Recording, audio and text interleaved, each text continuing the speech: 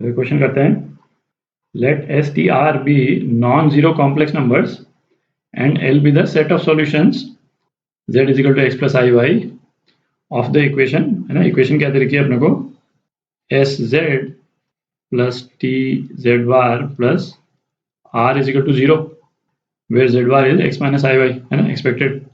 Then which of the following statement is true. If L has exactly one element, तब mod S जो है वो mod T के बराबर नहीं है। अच्छा, एल क्या है? एल बेसिकली है इस वाली इक्वेशन के जो सॉल्यूशंस है उसका सेट। तो इस वाली इक्वेशन के जो सॉल्यूशंस होंगे एक से ज़्यादा भी हो सकते हैं, ठीक है। तो उन सभी सॉल्यूशंस का सेट जो है वो एल में है ना। L is basically a set, ठीक है। एल को यदि हम लिखें तो क्या लिखेंगे, एल जो है वो एक सेट है z such that z is a solution of ये वाली इक्वेशन, है ना, S Z plus T Z bar plus R is equal to zero. ये है एल, ठीक। तो अब क्या बोलता है, L has exactly one element. इसका मतलब केवल एक सॉल्यूशन है यदि ये होल्ड करता है। तो इस वाली इक्वेशन में आप देखें z और z बार दोनों ही हैं, तो अपन को z आइसोलेट करना है। तो ऐसे करते हैं, इसका कॉन्जुगेट निकाल लेते हैं, ठीक है। इसका कॉन्जुगेट भी जीरो के बराबर होगा। तो इसका कॉन्जुगेट क्या हो जाएगा, टी बार इंटू जेड, है ना, इसका कॉन्जुगेट ले लिया पहले, plus S bar into Z bar plus R bar is equal to zero, ठीक है। ये कॉन्जुगेट हो गया। तो अब हम z कॉन्जुगेट को एलिमिनेट कर देते हैं। तो z कॉन्जुगेट को एलिमिनेट करने के लिए जो पहले वाली इक्वेशन है इसको हम मल्टीप्लाई कर देते हैं s बार से, और जो दूसरी वाली इक्वेशन है इसको हम मल्टीप्लाई कर देते हैं किससे, t से, ठीक है। और दोनों को माइनस कर देते हैं, ठीक है। तो अपने पास में क्या आ जाएगा, ये दोनों टर्म्स तो कैंसिल आउट हो जाएंगी, दिख ही रहा है ना, s बार t z बार और अगेन s बार t z बार, ठीक है। ये तो कैंसिल आउट हो गई। और s बार इंटू एस, तो ये क्या हो गया, mod S square Z minus ये, है ना, mod T square Z plus S bar R minus T R bar is equal to zero, ठीक है। दोनों को माइनस कर दिया तो z हमारा आइसोलेट हो गया। z क्या हो गया हमारा, T R bar minus S bar R upon ये मॉड, है ना, S mod square minus mod T square. ये स्क्वायर वाली टर्म मॉड के बाहर है, ठीक। इसको हटा देता हूँ टू अंदर।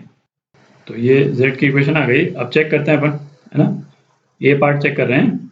यदि मॉड एस मॉड टी के बराबर नहीं है तो इसका मतलब क्या हो गया, डिनोमिनेटर जो है वो नॉन जीरो हो गया, ठीक है ना। मॉड एस मॉड टी के बराबर नहीं है तो नॉन जीरो हो गया। तो उसका इम्प्लीकेशन क्या हो गया कि for a given S T और आर, है ना, किसी एक स्पेसिफिक एस टी और आर के लिए कितने सॉल्यूशन आएंगे, z की कितनी वैल्यू आएगी, एक ही वैल्यू आएगी, ठीक है।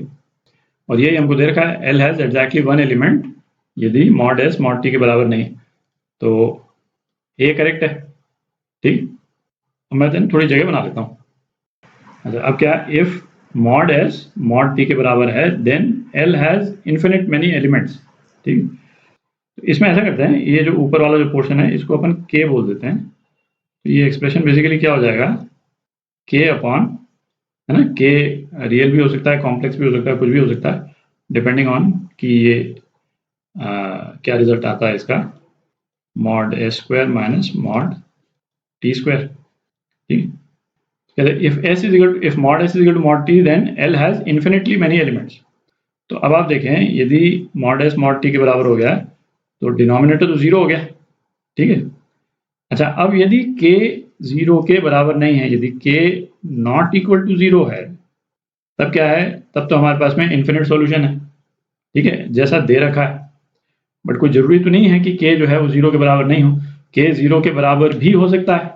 ये वाला जो एक्सप्रेशन है ये जीरो के बराबर भी तो हो सकता है। तो k जो है वो यदि जीरो के बराबर हो गया तो ये क्या आ गया, जीरो बाय जीरो, जो कि इन्फिनिटली नहीं है ना। ये क्या है, इज अनडिफाइंड, ठीक है। अच्छा, इसको भी इजिकल टू नहीं लगाते हैं अपन, टेंडिंग टू ही लगाते हैं, बट एनीवे, है ना, जीरो, ये दिस इज अनडिफाइंड। तो ये जो बी वाला जो स्टेटमेंट है कि L has infinitely many elements, है ना, ये गलत है है ना। ये स्टेटमेंट गलत हो गया। किस केस में गलत हो जाएगा? यदि k की वैल्यू जो है वो 0 हो जाती है। ठीक है, सी पार्ट देखते हैं। तो सी पार्ट देखते हैं, number of elements in L intersection, ये एक दूसरा सेट दे रखा है। ठीक है, तो L तो ये वाला सेट हो ही गया। दूसरा सेट क्या दे रखा है हमारे को? ये इक्वेशन दे रखी है, z minus 1 plus I is equal to 5। अच्छा, ये इक्वेशन, ये तो सर्कल की इक्वेशन है, तो दिख ही रहा है।